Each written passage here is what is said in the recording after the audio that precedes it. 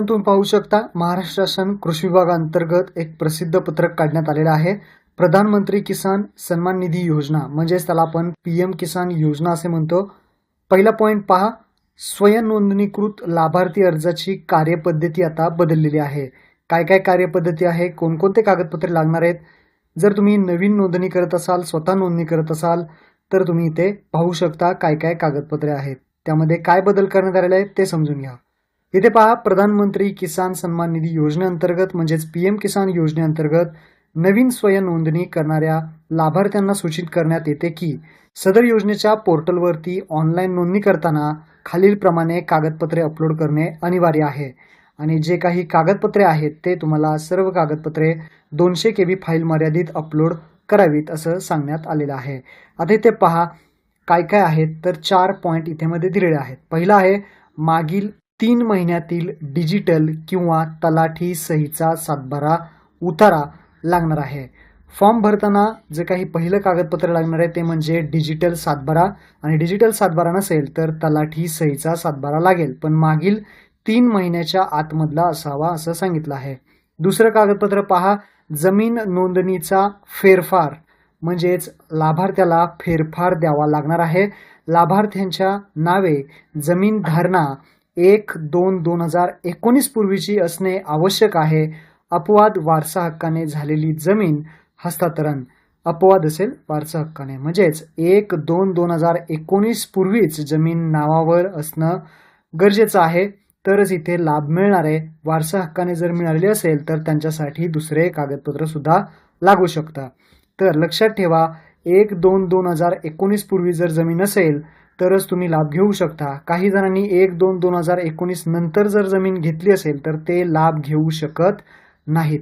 तिसरं पहा, आता वारस नोंद फेरफार मयत दिनांक, जर वारस नोंद लागलेली असेल आणि 1/2/2029 नंतरच जमीन नावावरती झाली असेल तर या वारसाने जमीन आलेली त्या नावे जमीन आलेल्याचा फेरफार सोबत जोडणं गरजेचं आहे.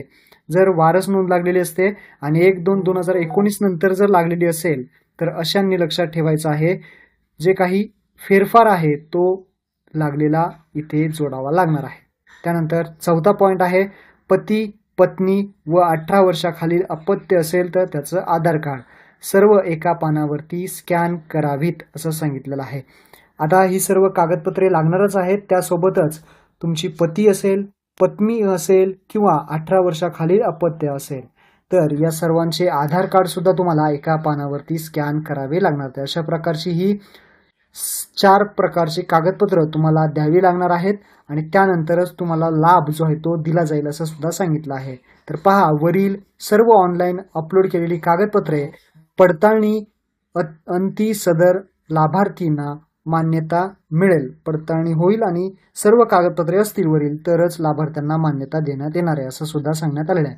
त्यानंतर पुढचा पॉइंट, लाभार्थी अपात्रता मागे घेण्याची कार्यपद्धती. याचा अर्थ असा होतो की काही कारणामुळे तुमचा जर अर्ज आता रिजेक्ट केला असेल तर तुम्हाला एक संधी सुद्धा देण्यात येईल. त्याप्रमाणे तुम्हाला ही सर्व कागदपत्रे जमा करायची आहेत. तर काय काय कागदपत्रे आहेत ते समजून घ्या. पहिला आहे, अपात्रता मागे घेण्याचा विहित नमुन्यातील अर्ज द्यावा लागेल. दुसरा आहे, लाभार्थी पोर्टलवरती जे काही स्टेटस दाखवतंय ते त्याची प्रिंट लागणार आहे. तिसरा आहे, आधार कार्ड लागेल. त्यासोबतच पती पत्नी व 18 वर्षाखालील अपत्य जर असतील तर त्यांचं सुद्धा आधार कार्ड द्यावं लागेल. तसेच चौथा आहे, परिशिष्ट B लागेल, कृषी सहाय्यक यांनी प्रमाणित केलेलं. त्यानंतर 5वा आहे, नवीन सातबारा व आट उतारा लागेल, ज्यामध्ये डिजिटल किंवा तलाठी सहीचा लागेल. 6वा आहे, वरीलप्रमाणे जमीन नोंदणीचा फेरफार लागणार आहे आणि वारस नोंदणी असेल तर वारस नोंदणीचा सुद्धा फेरफार लागणार आहे.